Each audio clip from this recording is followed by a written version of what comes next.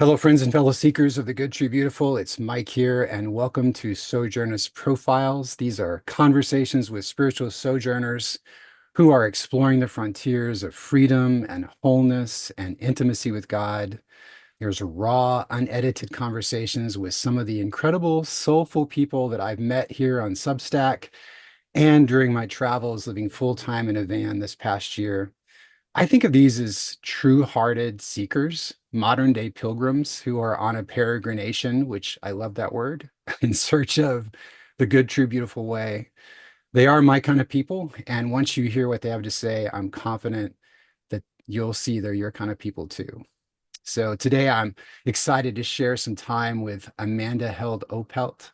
Amanda is a speaker, songwriter, and the author of two books that I've had the privilege to consume in the last few months. Holy Unhappiness, God, Goodness, and the Myth of the Blessed Life, and A Hole in the World, Finding Hope in Rituals of Grief and Healing. Amanda spent 15 years in the nonprofit and humanitarian aid sector and lives in the mountains of Boone, North Carolina with her husband and two young daughters. It's so cool to have the space with you. Michael, it's really good to be here with you. Thank you for inviting me into this conversation. It's been great getting to know you a little bit the last few months, You from know, a distance mostly. yeah, right. We met at a writer's retreat in Moravian Falls, North Carolina. And you were one of the speakers and singers there, kind of guiding us through worship in some parts of it. And it wasn't, I don't know how many days we were there, but I did not know. I knew of your sister through stuff she'd written, stuff she'd said. I didn't know you were related. What had happened was I'm like, gosh, she looks a lot like Rachel Held Evans, and she's got the name Held in her name. But I just thought it was all just a fluke, and it wasn't until like Yeah. day two or three, they're like, oh, they're sisters. Then I put it all together. Yeah. So yeah, that's how much I was out of the loop. But but it was great to meet and connect there. Yeah. It's always, it's the nicest thing anyone ever says to me is you remind me of your sister. I consider that a great honor. So thank Yeah, you. definitely, definitely. So I wanted to bring you on because of course, I got to hear you speak there. I've read the books that you've written. I know that you are a spiritual sojourner, and I wanted to just draw out some of the things I think that you have touched on and experienced and felt and pull them out for us to look at together. And maybe I know the people who are going to watch this are going to benefit from that too. So um, I thought I would start, like I think I probably always will start kind of way back. And I'm curious for you when you would say that you first noticed that there was like a deeper spiritual dimension to your life, when you were young. Like, what was that experience like for you, or what was that experience for you? Mm. Yeah. Eh, like many people, I grew up in a household of faith, and I've been thinking about it. I grew up with a lot of the accoutrements of evangelicalism in the 80s and 90s. I'm a millennial, elder millennial. I want to say that, an older, wiser millennial, um, which meant that we had a lot of the Christian media emerging and Christian music and, all of that coming into play. But it was really the quiet conversations around my dinner table with my family, my parents who always asked important spiritual questions of us. Just they were curious. Like my parents were curious about what we believed, not in a judgmental or they needed to try to keep us on this straight and narrow, but they really genuinely wanted to know what we thought about God and what we thought about the world. And Huh. so those dinner time conversations were really, I think, a place of spiritual awakening for me. It's like this is not just a cultural religion for my parents. This is a true personal journey with God for them. And they were curious what that journey was like for me, even as a 5-year-old, even as a 8-year-old, as a 9-year-old. And so I think that Christianity in many ways, the language of scripture, prayer is my mother tongue. And I'm thankful for that because of my parents legacy. It's the gift they gave me. That's so wild. What I hear in that too is how curiosity was the bedrock of your spiritual life in a lot of ways, like your parents modeling for you, Hmm. this is the way in. Yeah. And it's so cool. Like I hear that's not always the case. Like the stories that we've both heard, I'm sure, of Yeah. other spiritual journeys where that curiosity is not welcome or not Hmm. even a thing that you consider. Yeah. So that says a lot about, now I understand a lot about some of the things I've read in your book of, oh, no wonder. Like she's looked into things like and gone down roads and wanted to understand things because that was part of that too. Were there like some particular aspects of your younger life then that emerged that were the most meaningful for you in terms of spiritual experiences or spiritual rituals or things like that that really you remember standing out? Yeah, I mean, I think again that the dinner time table was one, but another. My dad used to always come in every night and pray with me Mm, before I'd go to sleep, and that was when we would talk. That was when he and I would talk about oh, mostly my anxieties, like the alligator that lived under my bed, and the monsters that were waiting outside. But as I got older, those questions became more about like, is God going to keep forgiving me even though I keep sinning? Or how many times do I have to ask Jesus into my heart mm, for this to count? And what if this isn't real, Dad? All of those questions. And so, my dad's a theologian. He went to Dallas Seminary and was a Bible professor until just recently he retired. Um, but he was never a teacher in those moments. He wasn't a professor in those moments. He was a fellow traveler and a father. And so it was like we just got to kind of talk about. He's like, "Well, I don't know. What do you think?" And what he did offer me, the only thing I feel like he was adamant about was reassurance of God's love and mm, trustworthiness. And so, those rituals, I think, with my parents, again, they really mattered. Um, and I think also like they had us in pretty healthy churches for the most part. And so I was spared a lot of the abuses of power and just pain and um, uh, yeah, lack of genuineness that a lot of people experience in the church. hmm I met good, kind people in churches, imperfect people, but kind. So that there's almost like for me, Christianity has been experienced as love, security, and belonging more than anything else, which set me up well for when those harder questions came, Yeah. and deeper Yeah. doubts. Yeah. Yeah, those harder questions and that need for grounding, that need I don't know if centeredness is the right word, but definitely a sense of I need my feet beneath me. Mm-hmm. And it's interesting because like once we met at the writers conference, I felt started following you on Instagram and I started seeing all the pictures of your home and I started to notice how deeply connected you were with your community, but also with the land, with the landscape, which I related to quite a lot because I'm very connected to the Rocky Mountains, being from Mm-hmm. Colorado, and it's the land of my soul, just like the Appalachians are the land for yours. And then when I went to read A Hole in the World, you wrote a fair bit about your deep connection with Appalachia, and in particular, I actually wrote this because I love the way you said it in particular, the way those ancient mountains are able to hold and nurture you in a way that is as grounding as it is healing. And I was curious because this does have this deeply spiritual sense to it. When and how did your connection with nature and landscapes begin for you?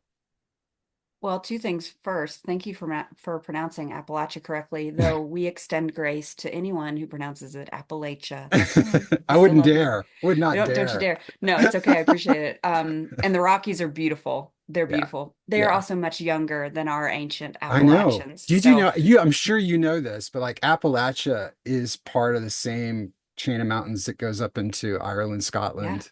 Yeah, Yeah. yeah. So no wonder, right? I mean, it's the Yeah. same ancient. Yeah. Oh my gosh. Which It's it was what I believe so many Scots Irish felt comfortable here, settling totally. here. There's some beliefs about that, but I think I think I loved the land with my body before I knew I loved it in my head and in my heart. Um, I sometimes think that like it's kind of like the same way a baby loves their mother before they even know what love is. Mm, When I was growing up in small town East Tennessee, so I grew up on the other side of the Blue Ridge and in the Cumberlands, and it's still Appalachia. But when I was growing up there, there wasn't a lot to do in town. Small town. And so we would spend all our free time in the woods, in the lakes and the creeks, the rivers, hmm climbing the mountains. And I just remember feeling as I, would ascend, climb up Walden's Ridge or climb up Snow Falls or swim in Richland Creek, something in me felt safe and in touch with the Lord. Um, And I can't scientifically tell you why at the molecular level I react to the land in a way that makes me feel so grounded. I do know that my ancestors have been in this part of the country, actually in the Boone area, specifically where I live now, since the 1700s.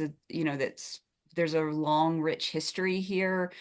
Appalachian people are known for kind of having this relationship with the land because they're so dependent on it and they're also so beholden to it. They are at the whim of the land in many hmm ways. It's quite a rugged place to live. It doesn't seem as rugged as the Rockies, but Oh, it's yeah, you high elevation. it'll kill It's you. it can kill you. It'll kill We you. got bears. We Yeah. had a bear incident this year. I don't even want to go into it. Like we got bears, we got bad weather. Right? This is why Helene, the flood was so devastating, is because our infrastructure is actually quite delicate. Um, Right.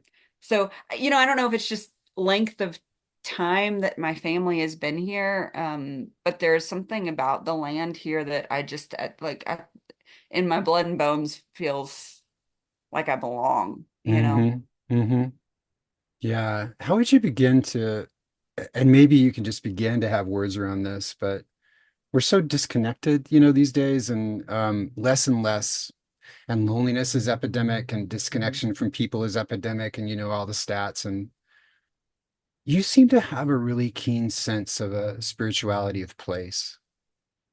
Yeah. And I mean, there's something you got. I can Well, see it. And I'm saying that as a dude who lives in a van. So like like there's something you yeah. got. How Well, would you begin to talk about that? Like what it is and the importance of it, of what is a spirituality of place for you? yeah. Well, there are people that will articulate it much better than I. I certainly have benefited so much from the works of folks like Wendell Berry, um, Ben Norquist, the theologian who writes about place. I, I mean, Wendell Berry often says like we are placed people. Our lives, the story of our lives, the story of our salvation plays out in place, in physical time and space, in shared space with other people. And we live in a society that's just increasingly transient. So we're moving around a lot. There's some benefits to that. That's very real. That's not all bad. One of the detriments is that you become quite uprooted quite easily. We're also people that live far flung because our technology is sending our hearts and minds across the world at any given point, whether we're watching a war unfold in Gaza and Israel or fires burn in the coast of California or just, I don't know, a soccer game in the Right. UK. Right. We're all over the place in our minds because of these digital connections. Again, there's huge benefit to that. The hmm detriment is that we're spread thin. And there's something about, I think, I don't know that our bodies were meant to be so many places at once. Yes. So I think being in one place, because we are here, whether or not we name it, we are shaped by the community that we're in. We're shaped by the people around us. We're shaped by the culture, the food, the land, the ecology, the health of the ecology and the environment. It's all impacting us, whether or not we name it. So to me, it's just important. Number one, you just acknowledge it. Um, and number two, then thinking, well, how do I live more purposefully and intentionally into that space? Really matters. And I'd like to hear your thoughts on this because I think we do live in this kind of this, I suppose we owe to Plato. Thank you. You know, the philosopher that lived many years ago, his shadow is long. And I Hmm. suppose this idea of like the separation between the material world and the spiritual world, we don't necessarily think of my material reality as being that important even. Mm, And I just don't believe that's the mm. Christian way at all. But I don't know. Like I am curious why you think maybe we've lost a theology of place in our culture. Same as you. Th- well, I'll go personal with it, but like I have been deeply most of my life like deeply disconnected from my body, Hmm. just starting with that place, like the physicality of my body, because of abuse in my childhood, because of a shame-centric family, Mm, that was just like and because of the particular brand of evangelical religion that I was raised in, mm, the body was almost Gnostic, as like the body was yeah. not supposed to be anything other than a thing to manage. And so it took forever, it seemed like, for me to actually get back in touch with the fact that, um, my body, according to scripture, is an eternal thing. Like it will be Hmm. resurrected. There Yeah. is going to be a part, this will remain. Yeah.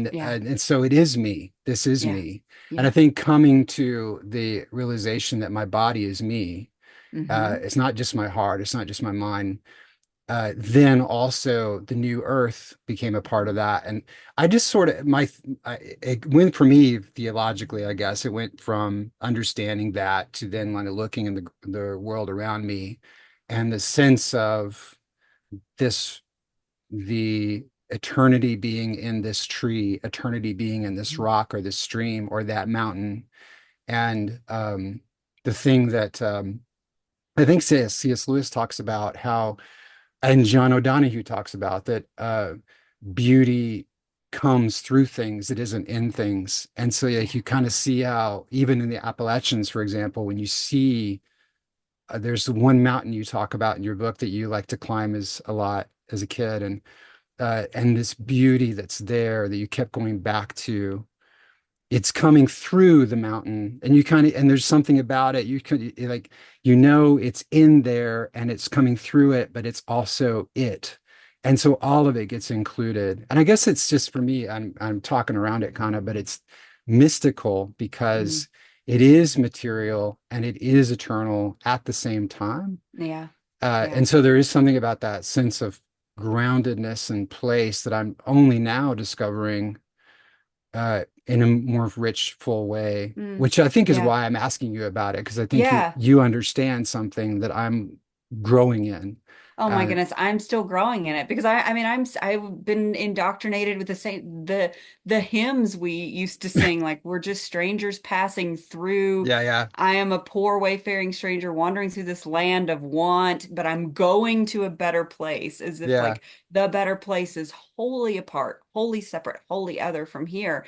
Um, that's not really biblical. And it's yeah, so funny how much like mountain people love those songs, but they would rather die than be without their mountains. You know what I mean? yeah, It's like exactly. they love their mountains, and yet they there's something about kind of our theology through the centuries that have trained us to think, to not esteem the earth, to not Yeah, esteem creation.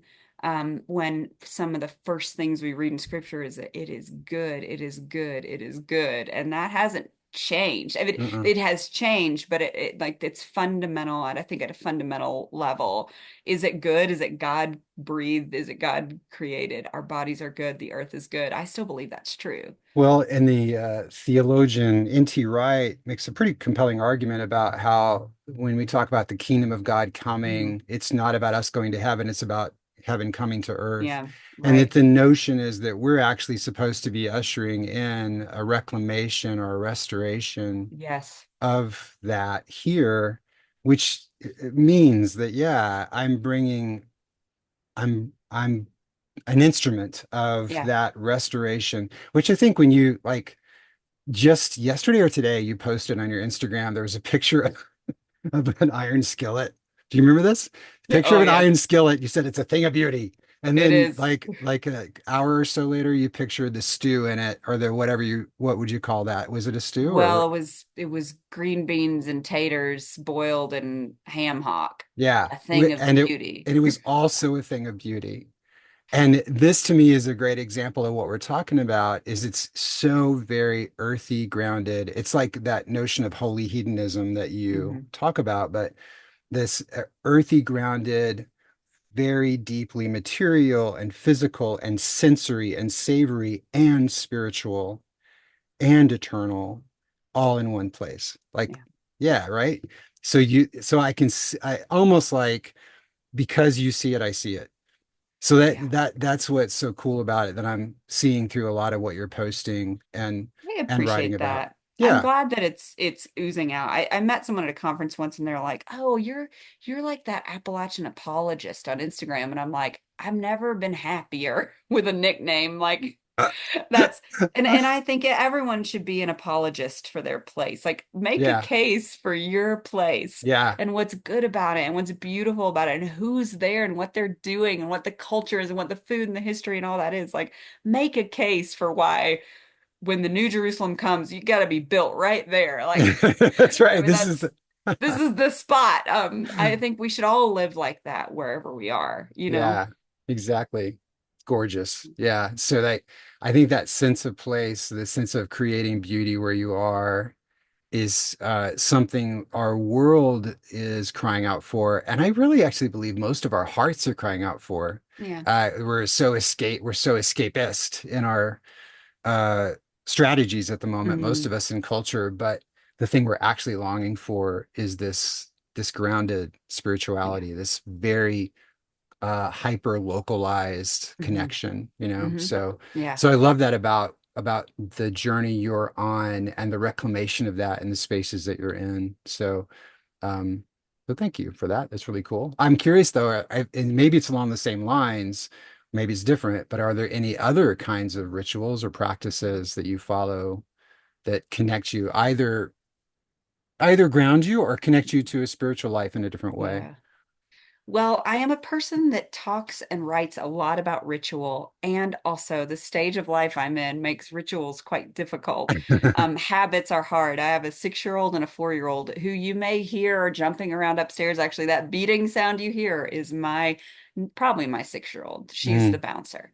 mm, And so just what it means is that like you may try to create these rituals of morning meditation, morning contemplation of the word, prayer, and that gets interrupted by, a fever in the night, a coughing child, a child that just decided to wake up at 5 a.m. and wants to play, and life feels a bit hectic. But in some ways, caretaking that is the ritual, is caretaking those humans is the thing that keeps me grounded in what my kind of my calling is right now. hmm And I don't I'm not a person that thinks of motherhood as the highest calling. It's an important one, being present with them and attentive to them in the way that my parents were, that set me up for this safety, and my spiritual journey really matters to me. So I would love to tell you my morning routine and how I connect with my body and I connect with the earth and connect with God. And then I'm like, nope, like this morning we were, dealing with school closure again for the snow and all hmm of that. And um, so I think, but what I do think matters is like we try to ritualize joy as much as possible. So when the weather's bad, we always cook something special. We always bake something special. mm Um, when we start arguing, which we argue a lot, my 4 and or my 3 and 6-year-old argue a lot. They Is my kid 3 or 4? She's about to turn 4. We turn music on when there's arguing. We turn music on, so it's kind of habits of response in some way. Like hmm when the world goes bad or things go wrong, we try to create these habits of joy and things that engage our senses, to kind of shift our eyes towards beauty, and Oh, that matters. You know what I mean? yeah. That's really fascinating. Like actually going to the five senses as a way to to shift where you're looking or shift what you're Yeah. experiencing. You know, you Yeah. talk in Holy Unhappiness, the book Holy Unhappiness, you write a great deal about the emotional prosperity gospel. And you and I grew up in the same sort of box around that, a very similar box. I grew up Southern Baptist, so it's probably, I don't know if you did or not, but it's different box, but Non-denominational, right, but right. adjacent, very A adjacent. very Yeah. adjacent Hmm. box. Hmm. And I love the way you describe it though, but it's sort of like a programmed joy in the sense of you do X, Y, Z, A, B, C, and then you must feel or behave as if you feel Hmm. this certain amount of joy. And when you don't, then something's wrong with you. And this was kind of in some ways, the premise of Yeah. the book is like, Yeah. okay, I don't. So what's wrong Yeah. with me or what's wrong with the system? Yeah. Um, Yeah. since you have taken the leap out of the box of of the emotional box, I'm curious Yeah. what you have learned about actual joy.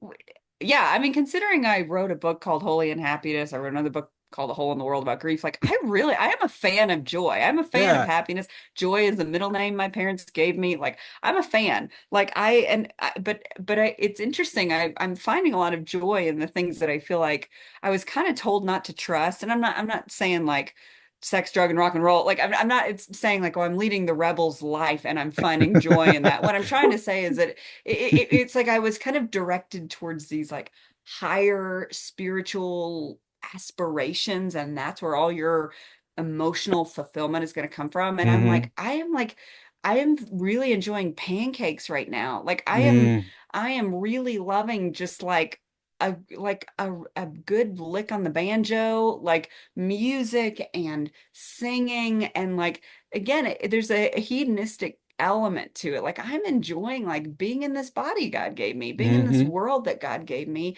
And because I did the find my highest calling, find a job and a ministry that was super meaningful. I did all of that and I found it exhausting. Like I kind of, it's like the formula. You type in all of this and what's going to come out is like emotional fulfillment and meaning and purpose. So Right. I got a job at a Christian nonprofit.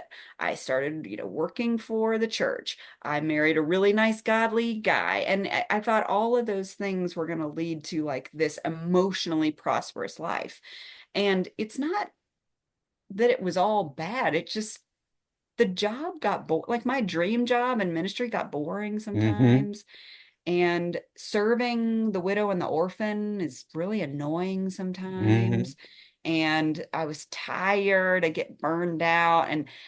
So I think I'm not real sure where I'm going with this other than to just say like, be careful what you expect out of God. Like God's not this kind of vending machine where if you just perform in the right way and make all the right choices, like life's gonna feel really great all the time. Um, there's kind of I don't know. When I think of joy now, yes, I I think of pancakes, admittedly, with fresh maple syrup from the farm. But Hmm. I also think of there's something about longevity. There's something about like, staying on this narrow path that Christ has given us is actually really hard sometimes. It's hard to stay married. It's hard to stay a mom. You can't really turn your kids in. Like you kind of have to keep Hmm. them.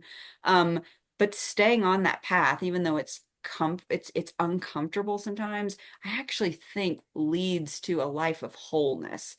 And if you're willing to stay on the path, if you can, if you're married and you can stay married in a way that's safe, then I think it will lead to wholeness. If you're part of a church family and you've made some commitments to the people in this church family, if you can stay, if you can stick it out, there's some beauty and wholeness to the longevity of that commitment. If you have kids and you can endure under a lot of those, the challenge that actually parenthood is, I think there's real goodness and health and beauty, not just for yourself, but for the community. You create a healthier ecosystem. And I think there's peace and shalom to be found in that ecosystem. It just doesn't always feel great. Yeah. And that I really wrestled with, why doesn't this feel good? If I'm making good decisions and I'm doing the right thing and I'm on the narrow path, why doesn't it feel good?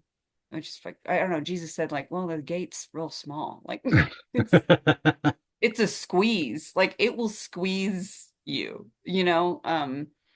So anyway, I don't know if any of that makes sense, but Yes. I'm Well, still trying to articulate it. you make a great distinction. I mean, essentially, like between the quest for happiness, or sort of like you get this reward of joy in the Christianese sense Mhm. versus wholeness. Yeah. And wholeness is like a such a different thing, Yeah. and like such a powerful thing, but it doesn't come easily, and it doesn't come without pain, and but it does come with a lot of I enjoy being in my body right now. I enjoy Mhm. this day. I enjoy making this ham hock. I enjoy like Yeah. it comes with a lot of that, you Well, yeah, know? I mean, I take that like this is the day the Lord has made. Let us rejoice and be glad. I take that as a pretty serious mandate, Yeah, as in like if you find what joy you can in this moment, because life is a season, and there are seasons of sadness and seasons of joy. And when you're in a season of joy, whether maybe that season just lasts over the as long as the coffee mug is full and the pancakes are there, and that moment of joy is what sees you through a really challenging day. I mean, yeah, I just hmm think that rejoicing and that living in the moment, it's a very live in the moment type of verse to It me. is. It That is. I think we really need to pay attention to. And again, I mean, I want to be careful because it's not that all those years of ministry weren't meaningful or didn't bless me in many ways. I have a happy marriage. It's, like any marriage, it's hard. It's made me very happy. My kids, they can be hard. They've made me very happy. Right. It's just both. I think that's kind of the Right. case I try to make, is that life really is such a mixed bag of emotions, and that is okay. Like God did not call us to just complete emotional ease, complete unadulterated happiness all the time. I don't think that's what the Christian life is. Right. And you really do prove that out in both your books as well, because you go for the hard questions in both of them. One with grief, with the sudden death of your sister Rachel, and the miscarriages that you've experienced, and the health challenges you've experienced, and then in the other one, of course, with just the malaise of Mhm. an ordinary kind of life that's okay. And like, why isn't this amazing? Right, That right. whole thing.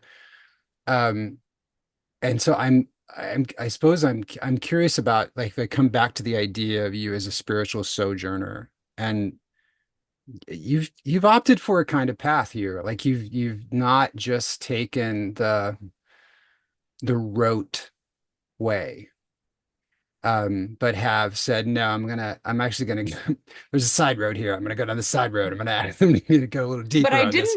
I did not go down the side road in a van, Michael. So, you might be the better one to answer this question. Yeah, well, I am curious because when you do that, then there's treasures, and there's, like, a scripture called the secrets of dark places, right? So that you find. I'm curious what you have learned, and I guess I'll start with what's been the most challenging part of being that kind of spiritual sojourner Mhm. for you.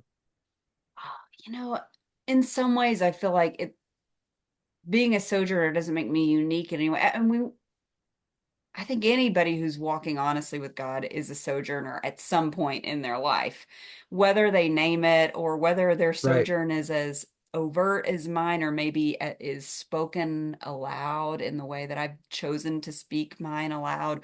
We all face the disappointment of expectations of who we thought God was. And again, some of it is more just about like, well, are you in a space in a community, even a sense of your own self permission hmm to say that, to be honest about that. Right. And so in some ways, I think being a sojourner is a bit of there's a privilege I'm enjoying, in the sense that I think that the health with which my parents raised me gave me the freedom to say I'm struggling, the hmm freedom to say I'm trying a different path. That all right? And they're like, send us postcards. You know what I mean? I think that I kind of consider it a privilege to be able to do that and still feel safe in my heart and safe Hmm. in my walk with the Lord. Of course, the hard part is there will always be people who don't understand why you're asking that question, or Hmm. why are you challenging those old hymns that we used to sing? Why say anything bad about them at all? Like, just let us keep I'll fly away. Like Hmm. that, don't mess with that song. You know what I mean? Like, so there's always going to be people who don't really understand your doubts, and people that view certainty as a sign of strength of faith, and that's not how I see it at all anymore. Hmm. Hmm. So that's the hard part, is sometimes the loneliness of being misunderstood. But there's a lot more community out there than I think than there used to be, thanks in part to people like you that are making space for sojourners to share their stories. So, Hmm. um, but again, maybe your story has been a bit more, well, there's a prophetic element to what you're doing, because the prophet lives out what's going on internally. Yeah. There's a living out that you're doing that I think is pretty profound and important. So I'd be curious, if I were to bounce that question back to you, what you would say. The most difficult, challenging part of being a spiritual sojourner. Mm, Yeah, I would agree that it's the you're always at risk of being stoned. hmm So like there's that, whether metaphorically or for real in some cases, hmm but I think the real part that's most difficult for me is what I would call the moreness of God. The the the fact that part of what I have historically found so mm, comforting to my ego is that God was in a box that I understood. hmm And the more that I have gone outside the camp, or that I've gone off the map, or that I've gone down the side trail, or I've hmm asked the harder questions, the more God has revealed how much larger he is than my box of him, hmm how much he transcends even my highest imagination about what he might be. Like, even the notion of mercy, like our highest concept of mercy pales in comparison to what mercy Yeah. is.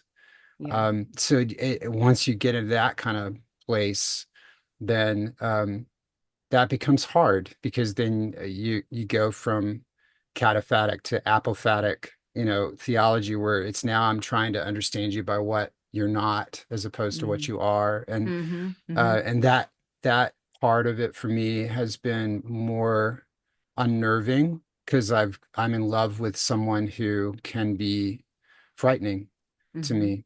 But at the same time, it's also been immensely freeing, and you begin to see kind of like what I think every sojourner sees, is that there's some version of the emperor has no clothes that begins to happen. Like, you hmm start to notice, wow, these systems that we're operating in are actually quite Yeah. restrictive compared to Yeah. the actual gospel.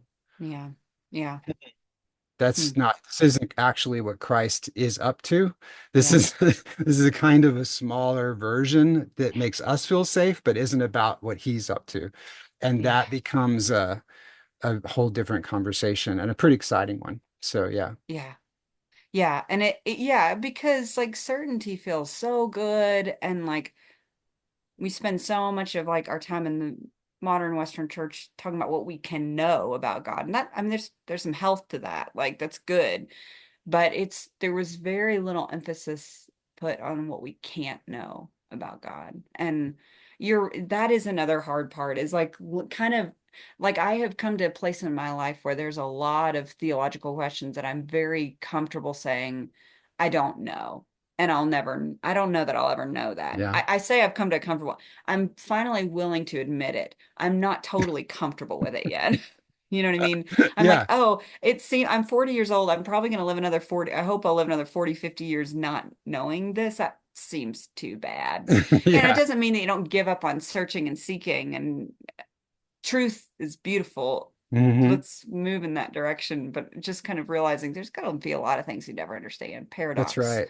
you know, Yeah. things that are hidden and Well, I've um told him like I want to know as much as I can. I know that yeah, that's not really possible, but yeah. I also wonder, I mean, mystery is something you talk about in the books too. In fact, I want to read this one quote. You talk about mystery. There's a line, it's in your Holy Unhappiness book where you write something like, when we fully accept mystery, it becomes light. It Mm. becomes an answer in itself. And I'm like, oh, she knows something. So, so like, and with all, and this was in the context of you talking about all the profound losses that you experienced, like personal health challenges, three miscarriages, the sudden death of Rachel. Hmm. And this notion of God and mystery, which initially for me was just offensive, like the Hmm. fact that Hmm. he would not reveal something that was causing me pain to not know Hmm. Hmm. Hmm. was offensive. Yeah. But when you say this, like when we fully accept mystery, it becomes light, it becomes an answer in itself. What have you learned about mystery through this whole process? Well, stage one of accepting mystery is like almost despair. Like Hmm. my brain has been so trained to want all the answers and to come to the end of the thing and know it fully.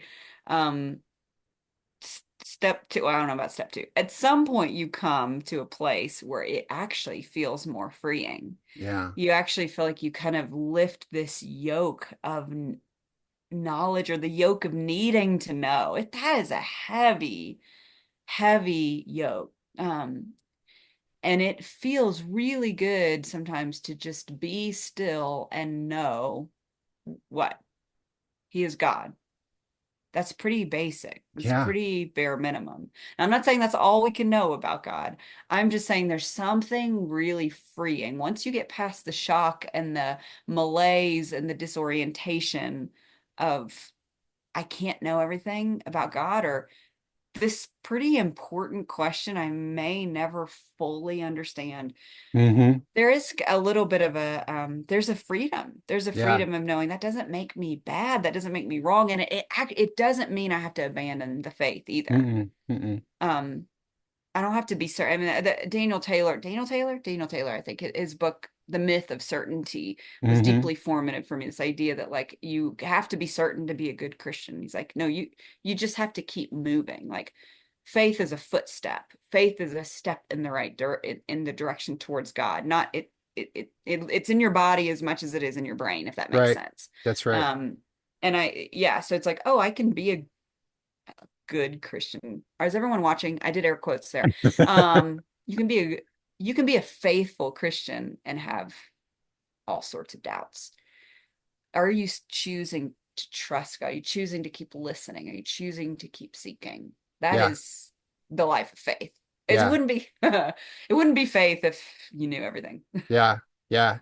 I once did a study of in the Old Testament the character of David, the King David, the famous David, and Yeah. the question of he was a man after God's own heart. And I was like, what made that true? Like what was Mm, it that actually caused God to say that was the case? And after all this immense study, it really was this pretty obvious, simple thing that David did, because obviously dude sinned, dude was not all that great of a parent, dude, like he had yeah. all these issues. Major, Um, major. yeah.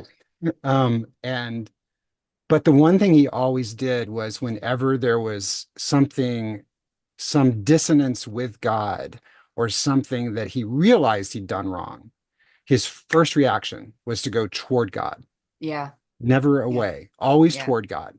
Yeah. And whether it was with anger or with sadness or with in some cases repentance or with whatever sorrow. Mhm. And I'm like, okay, that's it. And then I thought of the phrase, he was a man that was after God's own heart. Like Yeah. literally that was the point. So Yes. I think that's it. And like whether it's I'm after the mystery of God Mhm. or I'm after some, quality of God that I know that's actually in the light is a is largely irrelevant because it's like at this point it's like I want to move closer to God, Mm. Yeah. whatever that Yeah. whatever that means for me in this stage. Yeah. Oh, That's I love this that. that's the sojourner journey, I guess, Yeah. you know. Yeah. I mean, journey, sojourn, it implies movement. Yeah. I just never, and well, trying to decide if this is going to offend anybody, but Lord help me. I think I worry sometimes as doubt and as kind of questioning the system becomes more in vogue, even, and actually you can develop quite a platform by questioning the powers and being a post-evangelical kind of rabble rouser, as it were. There's a whole market for that now. I have been told, I've literally been told by publishers, there's a market there. Um, what I worry about is kind of the romanticization. Please pronounce that correctly for me. I think that's right. Romancing, a Yeah. romantic view, an idealized view, idealistic view of the wilderness, that you Hmm. just stay, like you leave, you become disoriented, you deconstruct, you do, and then you stay. And you're on this wilderness journey. And I appreciate the metaphor, and I get we're all on a wilderness journey. But let's not wonder for 40, 80, 120 years. Like, Hmm. let's keep moving. Like, I want to always be en route to the promised land. That's Like, right. yeah, romanticize staying Hmm. um, in a place of stagnant faith. That's Now, right. there's a time, I mean, and maybe that's 5 years that is the dark night of the soul, 10 years that I'm not saying it's dynamic, and maybe moments where you are really genuinely stuck. I think movement really matters, I think, is all I'm trying to say. Yeah. Well, along those lines, here's a question for you that will speak to that movement. Um, what do you know about God now that you didn't know before your sister died? Well, in some ways I know less, Michael. That's a good way you to know put it. Yeah, it's what like, do you, so maybe oh talk yeah, about that. how well, less and more, it's kind of both and, right? It's like, Hmm. well, there was a lot I thought I knew that wasn't true. I thought that if I prayed in my grief for the peace that passes understanding, he would give it freely. I thought he'd make me feel better. I thought, Right, right. you know, I thought death no longer had its sting. Well, this stings a lot. Like, Hmm. this is awful. Um, so in some ways I had to kind of unlearn some things. But what I know now, I know God is sad sometimes. I know God is a griever. God is Hmm. sorrowful. God's an emotive God. I didn't know that until I went back and read the Bible as a griever, and God is upset a lot and pretty Yeah, vocal about it. yeah. And he's happy too. I mean, he has regret sometimes. I mean, even Hmm. explicit Hmm. says he regrets this whole ordeal with making mankind. He relents. He is angry. He's grieved. Jesus crying out in the wilderness, or in the Garden of Hmm. Gethsemane. God arguing with God over this cup of sorrow on the cross. Do I have to do this? Do I have to do this? That's all fascinating to me, that God is a griever in many ways. So I know that now. I didn't know that before. And I think, somebody said something to me not that long after my sister died, and she said, I don't know if you're ready to hear this. She kind of gave the caveat. I'm not trying to give you advice. She said, I don't know if you're ready to hear this, but when my mother passed away, a friend said to me, cherish the moments of your grief, for God is close to the brokenhearted. Hmm. And there is this intimacy that you feel with God, some of it's just the wrestling with God. Yeah, Jacob, when he wrestled with God, um, that's when things actually got really intimate with God, and, that's and right. his name was changed. It's like, you're mine. You've had an encounter with God. You have wrestled with God. That's your name now. And he left with a limp, a lifelong limp. But there's an intimacy that comes in that closeness with God as you wrestle with him, as you draw near for comfort. Um, Will you I talk about know that that? now. Like in the book A Hole in the World, you talk about this utter stripping away, like everything you thought was going to happen didn't happen, and there was kind of there were no waypoints, there was no mile markers, there was nothing that made any Hmm. sense during the initial months, maybe a year or two, I don't know, like after Rachel's passing. and the sense of had lost a sense of yourself, in a lot of Hmm. ways. So like that, um, to your point, like that way, I'm thinking of Jacob. That's Hmm. probably similar. Like that's that Yeah. place of such close intimacy with God that you're actually stripped of everything you thought you were. And it Yeah. feels like not only a death, but a violent death, like a Hmm. death that is a violation in some Hmm. ways. And Yeah. so that's the thing, I guess. That's part of the deal, like that. Yeah. Yeah, Right, that's part right. of the Well, deal. yeah, and if I'm not mistaken, it was after Jacob had been really hoodwinked by his father-in-law and all everything he'd kind of worked for where he was kind of taken away from him, threatened he had to leave, pack up his whole family and all those goats and leave and cross country and go back to his brother who hated him. That's He right. was in this liminal space of what's going to become of me and my household and my children. My Right. children are at risk. Like, and that's he was all and he was camping alone, right? Like on his Yep. way. The others had He gone was ahead, he was maybe. by he went across a little stream called the River Jabbok, which means to empty out. So Oh, like he's literally, I mean, it's all just so perfectly set up where he's right. got nothing, he's all by himself, and that's when it all happens, right? Yeah. It's like that's the moment. And he Like walks with a the limp for the rest of unknown. his life. Yeah, that doesn't get healed. I mean, Mm. that's that's probably pretty bothersome for the rest of his life, Yeah. So you become, in a way, like you get a new name and you get marked, Hmm. Yeah. right? So It is like, it's beauty and sorrow. yeah. It's a taking away and a filling up at the same And time. and that's the other thing you talk about some in the book. Let me see if I can find this question. It has to do with suffering, and uh, you say something around that there's a kind of a beauty I thought that you were pointing to that happens in suffering. And I'm curious if, first of all, I was reading that right, or if I was reading into it too much. Here it is. You say there's a secret. Okay, in both your books, you intimate a truth about suffering that I think most people overlook or don't want to think about. So there is a secret beauty in the heart of suffering, and that beauty is part of God too. So that's what I was getting from what I was reading. I want to know if I got it right. And then I if I think didn't, so. okay, I try to I try to clarify that like we don't have to find this redemptive storyline in our suffering right. to say, oh, look, here's, I mean, my brother-in-law calls it looking for the silver lining to the atom bomb. You don't have to like, you don't have to make the bad thing good in Right. order to still glorify God. Like, people will sometimes say, like, well, look at all the good things that have happened after Rachel died and because Rachel died. And, Hmm. and I appreciate that. Like, it's good to see things to be thankful for.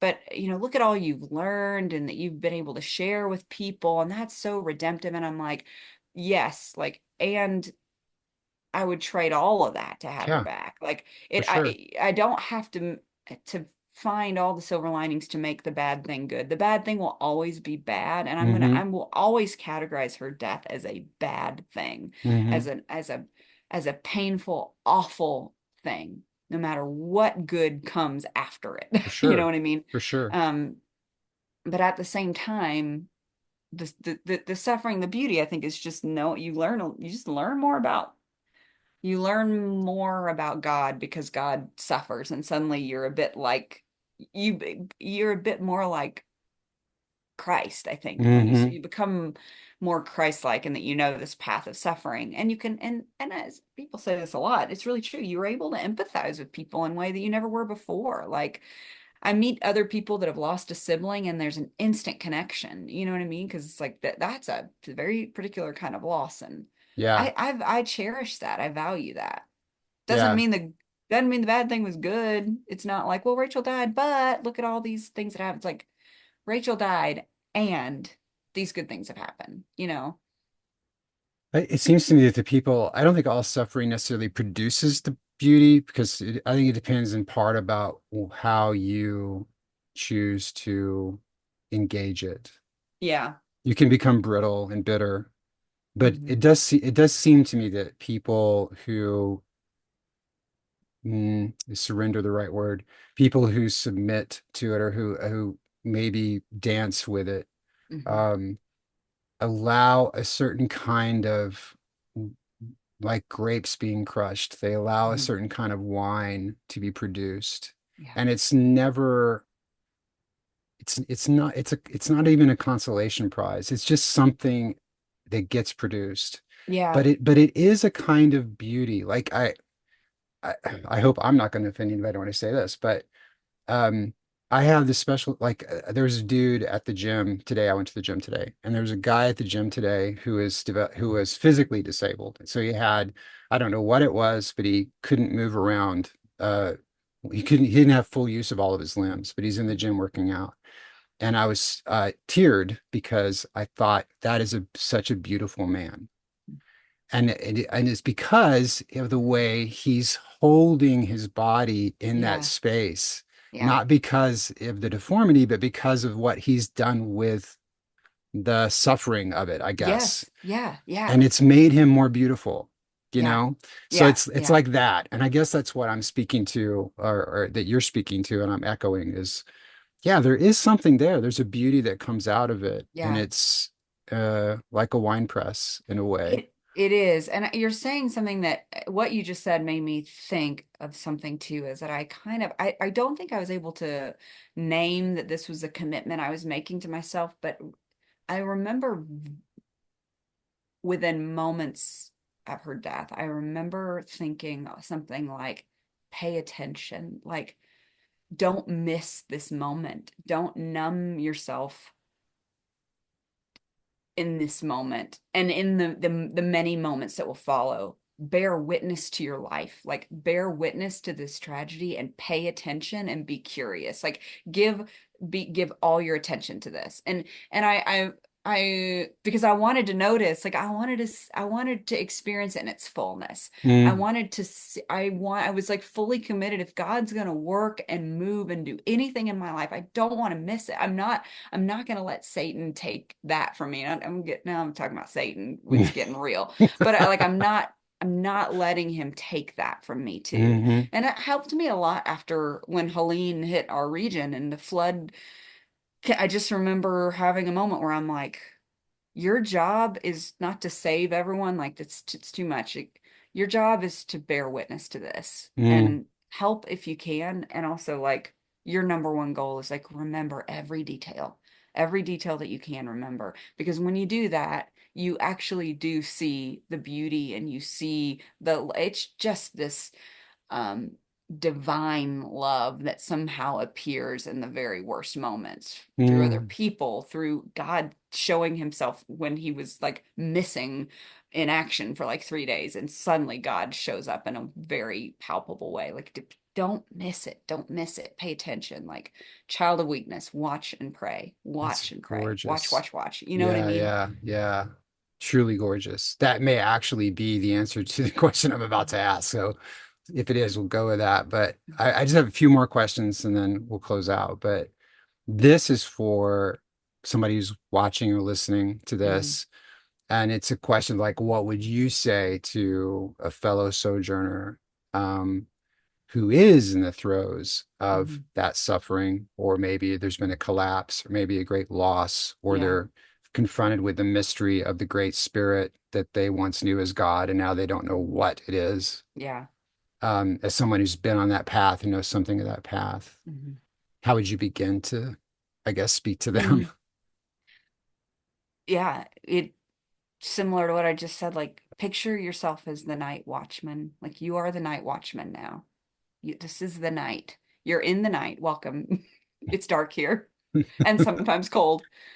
Um, Watch for the light. Don't miss it. You know, it's your job to declare when the day comes, even if it's you're just declaring it to yourself, you know.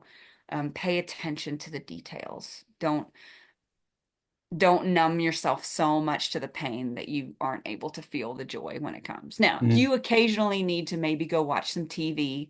Like, yes, feel free. Yeah, I'm not saying read a book. What do you do? You know, but pay attention to your life. You know, that's the advice I would give. yeah, yeah. Don't check out, don't numb out. Don't check out. Yeah, Yeah, be here for it. yeah, Yeah. Yeah, they talk in the coaching work that I do, we talk about fulfillment a lot. And Hmm. they're according to all the research gurus that they've narrowed down to say that fulfillment basically has two key components, and one is to give yourself to a purpose that is larger than your own life. Hmm. That's a key Hmm. thing. But the other thing is to be fully present to the life that you have. Hmm.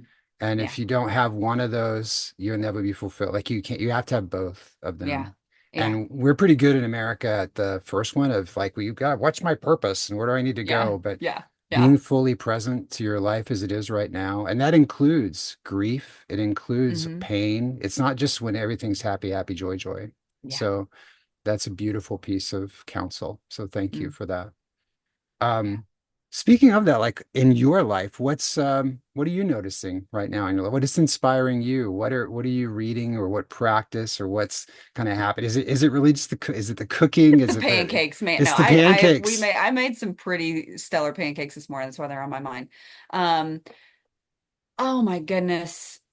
I'm kind of paying attention to my own vulnerability in a way, not to get all Brene Brown on you, but it has, we have experienced vulnerability at like literally like what feels like kind of a primordial level. Like Yeah, we yeah, humans are at the whim of the weather still, like as yeah. much as we think we can control. So it's been a hard season in that front, but to just like pay attention to when it's like you've come to the end of yourself and it's okay to say that. Like there's something there's something here you might not be able to handle. Like you can maybe um, delegate that or say no to that, or Mm, you can't fix that. I think that matters in our let me be careful. I was going to say, I think that matters in our political season right now. And also, you pair that with, like, okay, Lord, what's mine to do right now? mm-hmm, Like, mm-hmm. acknowledging my weakness, acknowledging my limitation, acknowledging that I'm going to get beat up and thrown around by life sometimes, and I don't have to fix everything. But also, like, as my counselor says to me, well, what's yours to do in this? That's right. And so I think that's the discernment piece for me right now is Yeah. like, what to really it feels really nice. I think something about turning 40. It's like, oh yeah, I'm not gonna be able to do all the things I wanted to do with my life. That's not happening. That's great. My That's body's great. starting to break down. I don't heal as quick. I fell on the ice the other day and it's like I'm still not better. It takes me a long time to bounce back. There's a lot Yeah. you just realize your limitations as you Oh get older. man, just It's really wait. freeing. Yeah, I know. I hear it only gets worse. Yeah, But yeah. yeah, I think that's been really freeing. But then saying, okay, well, but then what is mine to do That's right. while naming those That's limitations? right. Yeah. I think that's probably one of the gifts of getting older is the narrowing of what you have energy to give your full self to. Hmm. Because you just can't be spread thin anymore. And the Hmm. cost of injury, whether Yeah. it's emotional or physical, is just way. It's, it's higher. It's not that you get injured more easily, it's that recovery takes 3 or 4 times longer. So And that long. just takes you out, you know. So Yes. Yeah. exactly. Gen So Zers listening.